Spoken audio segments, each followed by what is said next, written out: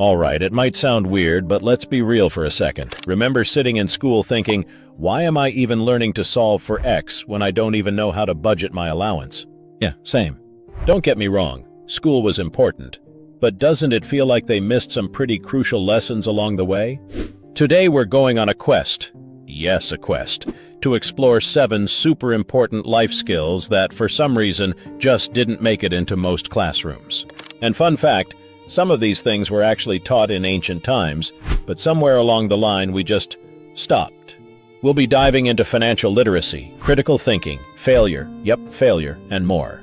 By the end of this video, you'll be asking yourself, why on earth wasn't this stuff in the curriculum?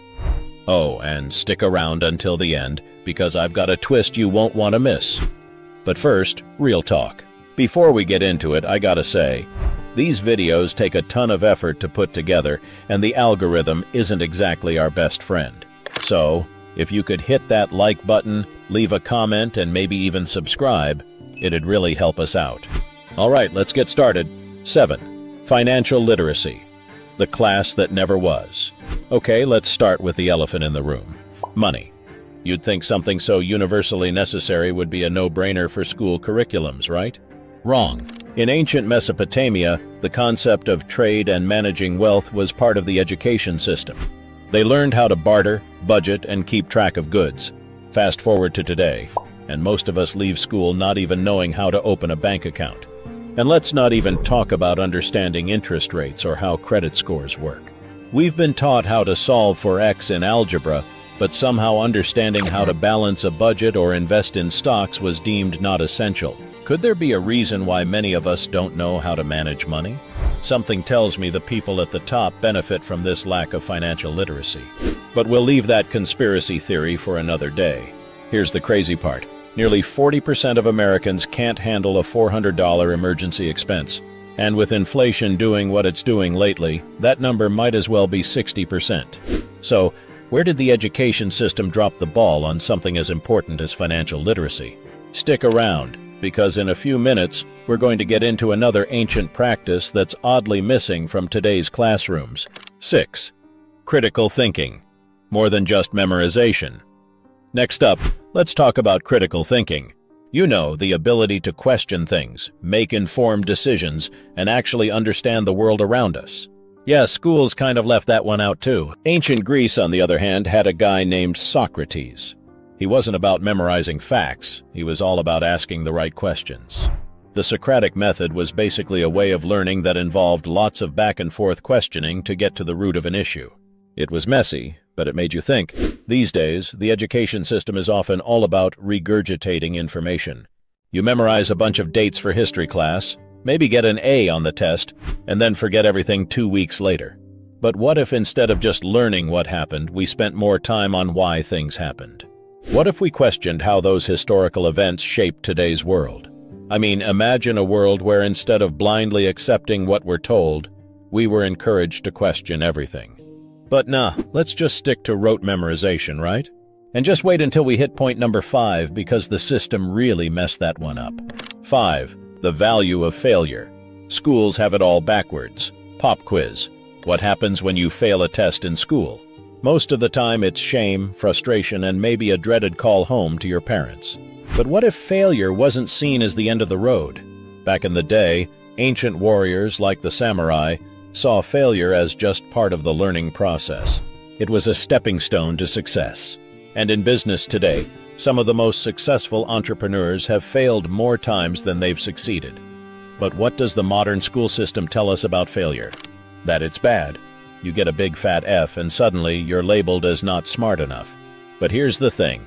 Failure is how we grow. It's how we learn what not to do. If schools reframed failure as part of the process instead of something to avoid at all costs, maybe we'd all be a little more resilient, huh? Let's take a second to think about this. What if we approached failure like those ancient samurai, as a challenge to overcome rather than a dead end? It would change the way we look at everything from grades to careers. And speaking of challenges, wait until you hear about number 4, time management. The ancient skill we all desperately need. Raise your hand if you're a procrastinator. Yeah, me too. Time management is a skill that a lot of us struggle with. And guess what? Schools aren't really helping us out here. Ancient Chinese students were taught to manage their time through a balanced lifestyle. They had lessons on prioritizing tasks, balancing work, family, and personal time. Meanwhile, today's students are just given homework and deadlines, with no real guidance on how to actually manage all of it. Imagine a world where schools not only taught academic subjects, but also offered strategies for balancing the chaos of daily life. How to prioritize, how to schedule effectively, and how to avoid burnout. Wouldn't that be a game changer? Instead, we get thrown into the deep end and figure out time management on our own, usually after multiple all-nighters and way too many cups of coffee. And just when you think you've got things under control, life throws another curveball. But we'll get into that soon enough. 3. Social skills and emotional intelligence. Where did it go? Ancient civilizations were big on social skills.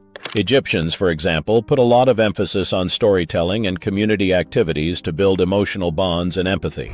The Greeks were no different. Social and emotional education was woven into their lessons. Fast forward to today, and we have academic achievements front and center, but little to no education on how to manage relationships, deal with conflict, or even recognize emotions in ourselves and others. Emotional intelligence, or EQ, is rarely talked about in schools, even though it's just as important as IQ. Ever wonder why people with average grades often go on to be more successful than straight-A students? It's because they have social skills, emotional intelligence, and the ability to navigate complex human interactions. We're not done yet. There's a surprising connection between social skills and our next point. Ready for it? 2. Practical life skills. Can you change a tire? Let's talk practical skills for a minute. Think about it. How many of us left school knowing how to fix a leaky faucet, change a tire, or even cook a meal? If you can, congratulations, you're ahead of most of us. Ancient education wasn't just about academic stuff, it was about survival. You learned what you needed to know to get by in life. Today, schools are focused on theories and concepts, which is great, but what about life skills? Cooking, basic repairs, sewing a button, all things we'll need eventually but were never taught. Maybe the thinking is that we'll just figure it out when we need to, but wouldn't it make sense to be prepared? It's almost like the school system is setting us up to rely on someone else for basic life stuff. But hey, what do I know? But if you thought this was all random, wait until you hear how it ties into the last point. 1. Mental health awareness, the forgotten lesson. Mental health is the foundation of everything we do, and yet schools rarely teach us how to take care of it. Ancient civilizations like the Greeks and Romans understood that mental well-being was crucial. They used arts, music, and communal gatherings as ways to relieve stress and maintain emotional balance. Today, mental health issues among students are at an all-time high, and schools still don't offer much in the way of education or support. Sure, there might be a guidance counselor or a one-off assembly, but it's not nearly enough. Imagine if schools actually taught coping mechanisms, stress relief techniques, and how to seek help when needed. How different would things be? And here's the kicker. Mental health is the common thread through all the other points. Whether it's financial stress, fear of failure, or time management struggles, poor mental health is often the hidden culprit behind them all. So what do you think? Should schools be teaching these essential life skills, or is the system just too stuck in its ways? Maybe it's time for a total educational overhaul, combining ancient wisdom with modern needs. But hey, it's not too late to learn these things now, right? Anyways, if you found this video helpful, or if it made you think, make sure to like, comment, and subscribe. And let me know what topic you'd like us to cover next. Maybe we'll dig into ancient education even deeper or talk about the real history behind modern schooling.